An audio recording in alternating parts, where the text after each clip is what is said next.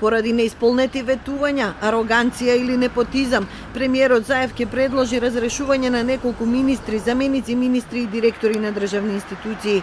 Предлогот за реконструкција на владата ќе биде готов до јуни, а до крајот на тој месец по вертикала и другите кадровски промени.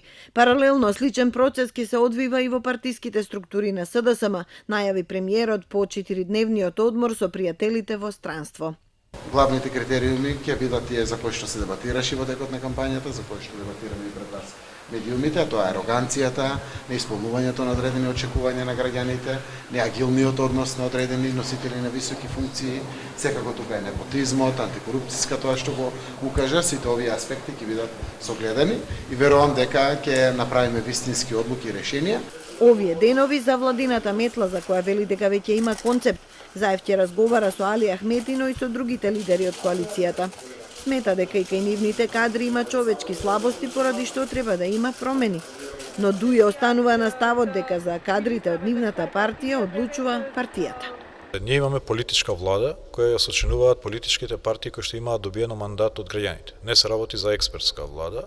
Министрите на ДУИ се избрани во партиските форуми на ДУИ и тие може да бидат разрешени од партиските форуми на ДУИ. Се разбира дека партнерството во коалицијата постои и доколку има било кој од лидерите на коалицијата забелешки по однос на функционерите на другиот коалиционен партнер, тие отворено ги кажуваат и донесуваат одлуки заедно. Главниот репер се граѓаните. Граѓаните јавно коментираат. Слобода е, транспарентно е, се слуша секаде и од прилика сите и знаеме и генерално очекуваме каде би се случили промените. За мене нема пречки и предрасуди, јас сум мандатор.